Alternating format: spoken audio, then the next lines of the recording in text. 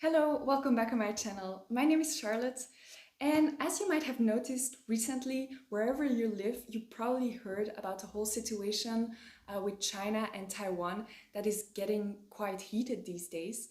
And so also here in Belgium, we have been hearing a lot about it in the media recently. So today I would like to discuss an article that appeared here in the Belgian media.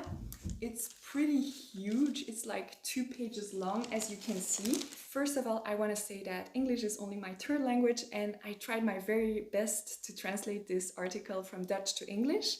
But if there are any small mistakes, please forgive me.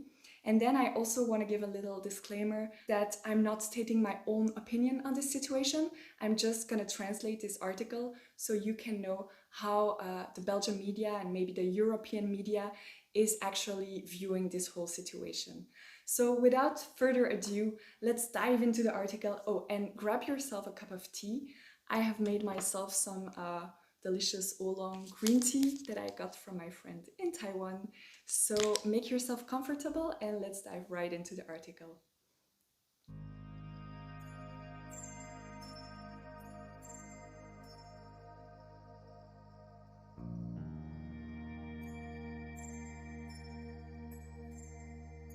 So the title of the article is the following: Whether China will attack Taiwan in the near future mainly depends on the US. Rising tensions. We will not bow to the pressure from China, says Taiwanese President Tsai Ing-wen. But Beijing's hunger for making the island like a second Hong Kong seems to keep growing. Reunification with Taiwan is a historic mission that must and will be accomplished. Chinese President Xi Jinping said this on Saturday in the Great Hall of the People in Beijing. It is not the first time that a Chinese leader has expressed this intention. Since Mao Zedong, all of Xi's predecessors harbored that thought. The island of Taiwan separated from the motherland after the Communist Revolution of 1949, when the nationalist Kuomintang government took refuge there from the communists. Over the past 70 years, Taiwan has been developing as a prosperous, free nation, but Beijing still sees it as a rebellious province. However, this was mainly just big talks, because when it came to the military, China was no match for the United States, who dominated the South China Sea area and thus guaranteed Taiwan's independence. Xi Jinping's words on Saturday weren't even the most menacing that he ever spoke. He called the reunification with Taiwan essential for the rejuvenation of China, but said it is in the interest of the entire nation, including our Taiwanese compatriots, I quote, that the reunification takes place peacefully. But the difference is that this time around, his message did not sound like a vague intention or plan, but rather a concrete plan for the near future. Xi's Taiwanese colleague, Tsai Ing-wen, reacted with determination. Taiwan is no longer seen as the orphan of Asia, but as a sovereign nation full of decisiveness. She said in a speech on the occasion of the national holiday, "We will not bow to Chinese pressure." But what do these words mean if the much more powerful People's Republic unfolds its power? Xi's hunger for making Taiwan a second Hong Kong seems to be growing, and militarily, Taiwan's power is even less significant than in the past because the mandatory military service has been abolished. The country only has a limited professional army. Tsai does say that there will be more investments in the military, but whether that will be enough is highly questionable. Moreover, the mood has seemed exceptionally heated in recent weeks. Since the Chinese National Day on October 1st, some 200 Chinese fighter aircraft have flown through the air defense identification zone of Taiwan. That is not the same as violating sovereign airspace, but it can count as a clear provocation. The question that remains is, what will the US do when it really comes down to it? Since Washington established diplomatic relations with Beijing in 1979, it has been playing a strategically ambiguous game and has no more troops in Taiwan.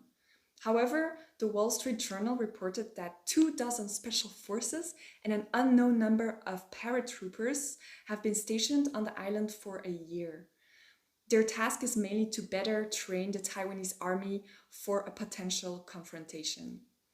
But would the US itself be prepared to engage in a military conflict with China to protect Taiwan if necessary? President Joe Biden maintains trade sanctions against China and pledges to support Taiwan with the help of other NATO countries. But doubts are growing in both China and the United States as to whether Biden or any next US president will make the unpopular decision to risk American lives in a war for the sovereignty of an island on the other side of the world. On Chinese TV, a retired top naval officer, Tang Jiankun, asked openly, would Americans flirt with death for Taiwan? China itself is becoming more and more powerful militarily. It is investing heavily in amphibious vehicles and in equipment needed to invade an island. According to the Taiwanese Minister of Defense, Chiu Kuo-cheng, in 2025, it would be ready to attack. Now that it is no longer even certain that Americans have military superiority, the situation is becoming very uncertain. After decades of steep growth, the Chinese economy is struggling with its chronic energy shortages, declining production, an aging population, and government debts, writes the British newspaper The Observer. But it also has a president with more power than any predecessor since Mao, who dreams of going into history books as the man who reunited China. 10 years ago, Joe Biden, then vice president, told Tsai that nothing is worse than a war that starts accidentally. Those words sound more relevant now than ever. War games are not optimistic. In 1996, a military confrontation almost happened between China and the US in Taiwan. The Americans sent 2 aircraft carriers so heavily armed that the People's Army drifted off in humiliation. According to an analysis in the New York Times, China then decided to nearly double its military investments. So 252 billion in 2020 compared to 778 billion for the US. But we have to note that the US, the Americans, are also active in many other places. So their only focus is not the situation between China and Taiwan. In large-scale war games, strategic exercises organized by the Pentagon, the results around the South China Sea are disturbing. Since 2018, the blue team has regularly been defeated by the red team, being China, according to the New York Times. So if China attacked Taiwan, even with American support, the island would only hold its ground 2 to 3 days. In particular, China's ability to shut down all communications on the island is a strategic concern for both the US and Taiwan. China also organizes such exercises, formerly against a hypothetical enemy, but since last year it has been literally naming Taiwan. So this was the article written by Stephen DeFore. So that was it for today's video. I hope you found this interesting, and I would love to know what you think about the situation. And I would also like to know, does the media in your country describe this whole situation in the same manner, or is it more pessimistic, optimistic? I think it's very interesting to compare this from different points of view. So if you stayed until the end, you are one of the very scarce people who had the endurance to watch this whole video. And let's say that the password today is green tea. So if you write green tea in the comments, I know you watched until the end and you're awesome. See you very soon in the next video. Bye bye!